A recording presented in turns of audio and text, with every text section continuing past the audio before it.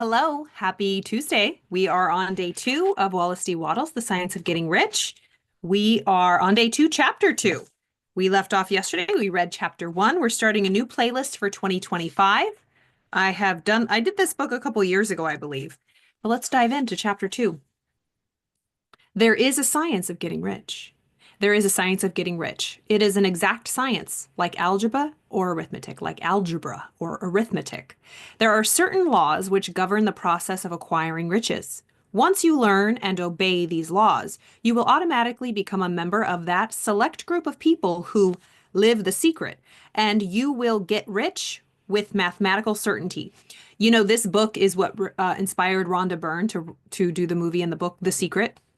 So he says, the secret. Once you learn and obey these laws, you will automatically become a member of that select group of people who live the secret, and you will get rich with mathematical certainty. There is but one great law, namely, energy is. Energy is. All physical and mental science is based on that one great law and its 7 subsidiary laws, which operate in conjunction with each other. The law of vibration is the law that serves as the foundation for the law of attraction. The law of vibration, and people that were in the movie The Secret, it's so wild. I've met, of course, Bob Proctor, Dr. Joe Vitale, who's with us now at the Napoleon Hill Institute.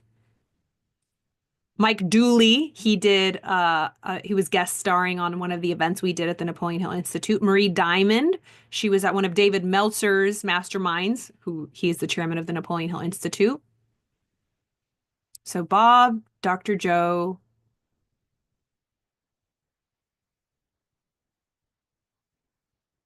Ooh, who else? I don't think Jack Canfield was on any of our stuff yet. But yeah, it's so crazy. Anyways, they all say the same thing, that The Secret really missed the whole point of the vibration, like the primary law, the vibration, to just focus on the law of attraction, and that the message got misconstrued, but those who know. All right. The law of vibration is the law that serves as the foundation for the law of attraction. That's the primary law. Number 1, the law of perpetual transmutation. Number 2, the law of relativity. Number 3, the law of vibration. Number 4, the law of polarity. Number 5, the law of rhythm. Number 6, the law of cause and effect. And number 7, the law of gender.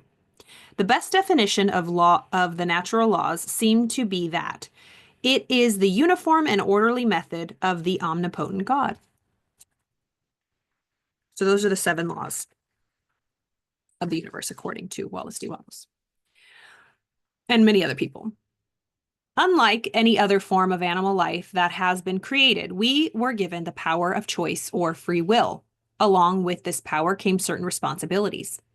The capacity to choose does not involve freedom from the consequences of our choice. The laws or results which govern every individual, and which we cover to some degree in this book, are as exact as the laws which govern the material universe. You can act in accordance with these laws, or you can disregard them, but you cannot in any way alter them. The law forever operates and holds you to strict accountability, and there is not the slightest allowance made for ignorance. As you have witnessed, viewing The Secret, the law of attraction, will deliver to what you do not want as quickly as and as certainly as it will deliver what you do want. The ownership of money and property comes as a result of doing things in a certain way, by law. Those who do things in a certain way, whether on purpose or accidentally, get rich. Those who do not do things in a certain way, no matter how hard they work or how able they are, remain poor. Let's read that again. The ownership of money and property comes as a result of doing things in a certain way, by law. Those who do things in this certain way, whether on purpose or accidentally, get rich. Those who do not do things in this certain way, no matter how hard they work or how able they are, remain poor. It is a natural law that like causes always produce like effects. Therefore, any man or woman who learns to do these to do things in this certain way will infallibly get rich. That the above statement is true is shown by the following facts. Getting rich is not a matter of environment. If it were, all the people in certain areas would become wealthy. The people of one city would all be rich, while those of other towns would all be poor. The inhabitants of one state would roll in wealth, while those of an adjoining state would be in poverty. We frequently see rich and poor living in the same environment and often engage in the same vocations. When two people are in the same locality and in the same business, and one gets rich while the other remains poor, it shows that getting rich is not primarily a matter of environment. Some environments may be more favorable than others, but when two people in the same business are in the same neighborhood, and one gets rich while the other fails, it indicates that getting rich is the result of doing things in a certain way. And furthermore, the ability to do things in this certain way is not due solely to the possessions of talent, because many people who have great talent remain poor. That's the truth. So the ability to do things in this certain way is not due solely to the possession of talent. You don't have to be talented to do what he's going to reveal things in a certain way. Because many people have a lot of talent and they remain poor, while others who have very little talent get rich. If we study people who have gotten rich, we find that they are an average lot in all respects. It is evident that they do not get rich because they possess unique talents and abilities. They get rich because they happen to do things in a certain way. Getting rich is not the result. Oh, there goes all my other bookmarks. Okay. Getting rich is not the result of saving or thrift. Many very penurious people are poor, while free spenders often get rich. Nor is getting rich due to doing things which others fail to do. Two people in the same business often do almost exactly the same things, and one gets rich while the other remains poor or becomes bankrupt. What are you in harmonious vibration with? What are you in harmonious vibration with? From all these things, we must come to the conclusion that getting rich is the result of doing things in a certain way. He's repeating this for a reason. If getting rich is the result of doing things in a certain way, then any man or woman who can do things in that way can become rich. And if like causes always produce like effects, the whole matter can be brought within the domain of an exact science. The question arises whether this certain way may not be so difficult that only a few may follow it.